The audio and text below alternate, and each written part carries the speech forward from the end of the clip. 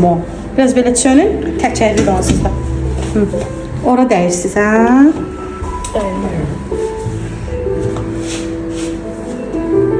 Dedim bir şey, sağlamlığımı istəyirəm, o nə deməkdir? Sən de baxma, az adam bir şey olar, niyə belə eləyirsən ki, yox, qorxuram. Dedim, az qorxmaq lazımdır. Qorxmaq insanlardan lazım ki, 80 sifətləri var. Vallahi.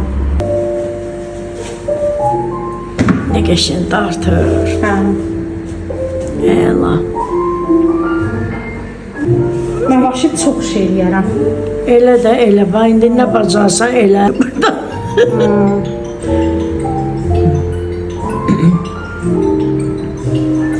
Sağ olun.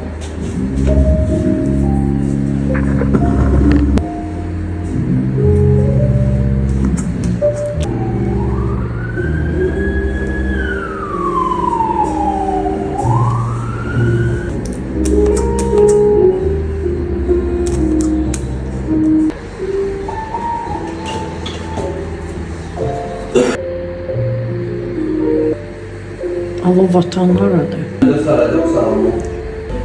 Vay. Lastik adına.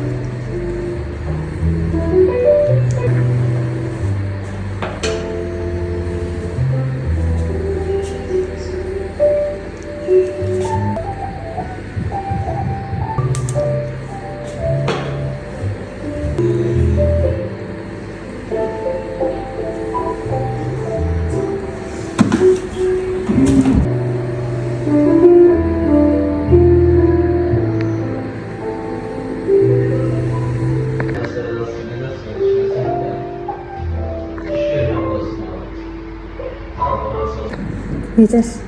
Yaxşı. Adam rahatlanır, ruhen rahatlanır. Elə yaxşıdır. Elə bir gözümə işıq gəlir. Rahat, yaxşı.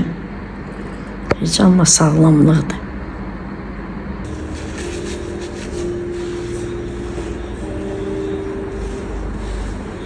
Canım rahatlaşdı, çox gözəl. Əllərin var olsun. Allah köməyin olsun. Çox gözəl ha, çox. Çox dəyişiklik var.